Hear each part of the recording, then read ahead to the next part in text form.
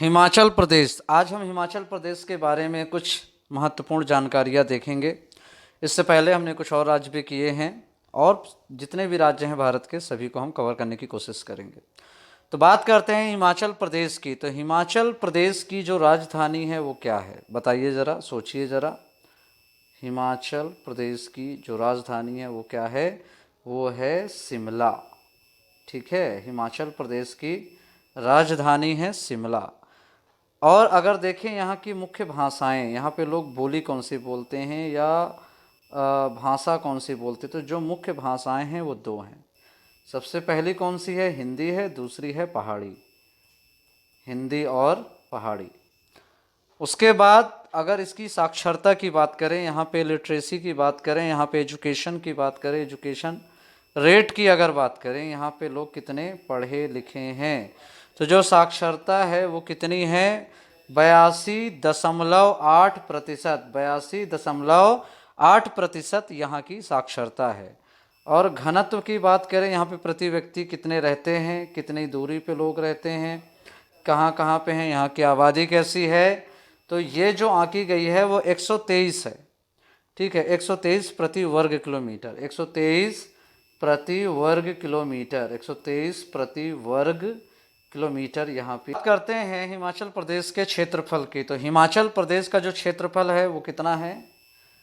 55,673 वर्ग किलोमीटर। 55,673 वर्ग किलोमीटर। 55,673 वर्ग किलोमीटर।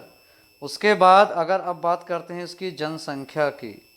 किसकी? जनसंख्या की। तो जनसंख्या के मामले में 2011 के हिसाब से, किसके हिसाब से? 2011 पे जो जनसंख्या की गणना हुई थी उसके हिसाब से यहाँ की जो जनसंख्या मानी गई, अब तो घट बढ़ जो भी है वो हो सकता है ऊपर नीचे, बट जो आंकड़ा अभी चलेगा वो यही चलेगा। क्या चलेगा?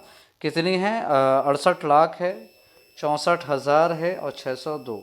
2011 तक के हिसाब से जो जनसंख्या गणना की गई थी। हिमाचल प्रदेश की जलवायु। तो हिमाचल प्रदेश की जो जलवायु वो कैसी है? शीतल, वर्षामय और बड़ी सुहावनी है। याद रखेंगे, जो हिमाचल प्रदेश की जलवायु है वो कैसी है? बहुत ज़्यादा बढ़िया ठंडी है, चूँकि पहाड़ी इलाका है जिसकी वजह से वो क्या है? शीतल है। शीतल के बाद वर्षामय। ठीक है, यहाँ पे पानी की दिक्कत नहीं होती।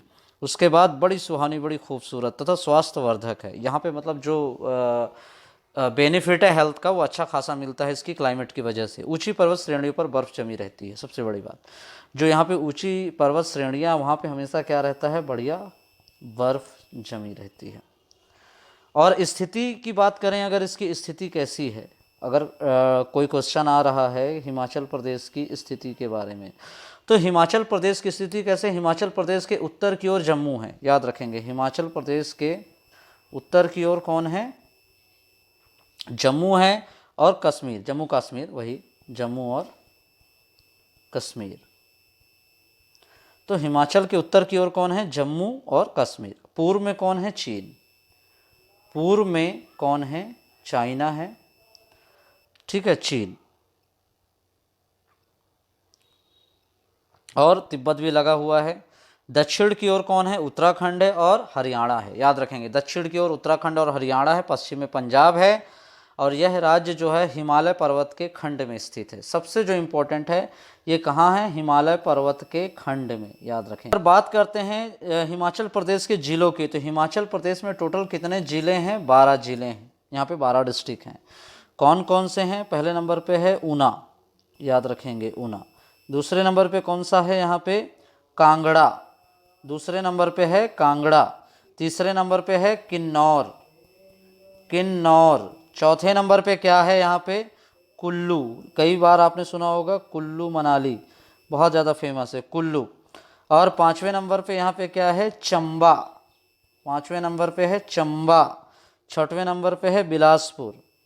छठवें नंबर पे कौन सा जिला है? बिलासपुर। छत्तीसगढ़ वाला बिलासपुर नहीं, एक बिलासपुर आपको हिमाचल प्रदेश में भी मिलेगा। ठीक है ना, एक तो छत्तीसगढ़ में है बिलासपुर और एक हिमाचल प्रदेश में भी है बिलासपुर। सातवें नंबर पे है मंडी। सातवें नंबर पे लाहौल और स्पीति। लाहौल और स्पीति। लाहौल और स्पीति, ठीक है, लाहौल और स्पीति। फिर 9वें नंबर पे कौन है, हिमाचल प्रदेश की खुद स्वयं राजधानी जिसका नाम क्या है, शिमला। 10वें नंबर पे इसका कौन सा जिला है, सिरमौर, ये भी काफ़ी फेमस है, सिरमौर, सिरमौर। फिर 11वें नंबर पे जो जिला है वो कौन सा है, सोलन, सोलन। और 12वें नंबर का जो जिला है वो है हमीरपुर, ये भी काफ़ी फेमस है, हमीरपुर। देखते हैं कृषि एवं बागवानी। तो कृषि एवं बागवानी की अगर बात करें तो प्रकृति जो है, जो नेचर है, उसने हिमाचल प्रदेश को बहुत ज़्यादा बढ़िया और बेहतरीन जलवायु वाली स्थिति पे प्रदान की है, जिसकी वजह से किसानों को विविध फल उगाने में यहाँ सहायता मिलती है। तो फलों की बागवानी अच्छी खासी हो जाती है। इसके अंतर्गत आने वाले अगर हम फलों की बात करें, इट मीन्स हिमाचल प्रदेश में मुख्य कौन कौन से जो फल हैं जो व्यापक रूप से उगाए जाते हैं, जिसका अच्छा खासा धंधा पानी बिजनेस होता है, उनमें सबसे पहले नंबर पे हैं वो कौन है, सेब हैं।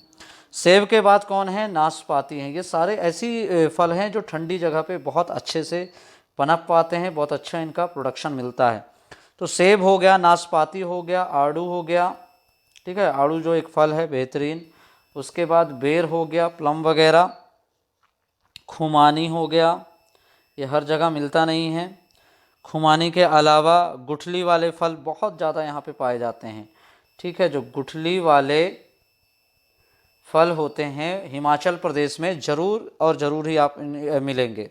उसके बाद नींबू प्रजाति के फल, जो नींबू में जितने भी आते हैं सिट्रस के जो फल हैं वो आपको यहाँ ज़रूर मिलेंगे। नींबू प्रजाति के फल आपको ज़रूर यहाँ पे देखने को मिलेंगे। साथ ही साथ आम, लीची, अमरूद और झरबेरी भी यहाँ पे मिलते हैं, ठीक है ना। आम की भी पैदावार अच्छी होती है, लीची की भी पैदावार अच्छी होती है, अमरूद और झरबेरी की भी यहाँ पे पैदावार बहुत बढ़िया तरीके से होती है। बात करें अगर 1950 में, तो 1950 में 792 हेक्टेयर क्षेत्र बागवानी के अंतर्गत था, लेकिन अब बढ़कर जानते हैं कितना हो गया, सिर्फ 1950 में ये स्थिति थी हिमाचल प्रदेश की कि सिर्फ 792 हेक्टेयर, कितना था, 792। कब था, 1950 में था, लेकिन अब बढ़कर के कितनी हो गई है, 2.23 लाख हेक्टेयर हो गई है। इस तरह 1950 में फल उत्पादन 1200 मीट्रिक टन था, जो दिसंबर 2007 में बढ़कर कितना हो गया, 6.95 लाख टन हो गया। यानी काफ़ी कुछ यहाँ पे अच्छी खासी एक रेवोल्यूशन आया है। पन बिजली उत्पादन, पन बिजली उत्पादन में जो हिमाचल प्रदेश के जो 5 नदी हैं, थालों में प्रचुर पन बिजली उत्पादन क्षमता है। ये 5 नदी प्रणालियाँ कौन कौन सी हैं, याद रखेंगे। सबसे पहले नंबर पे है चेनाब,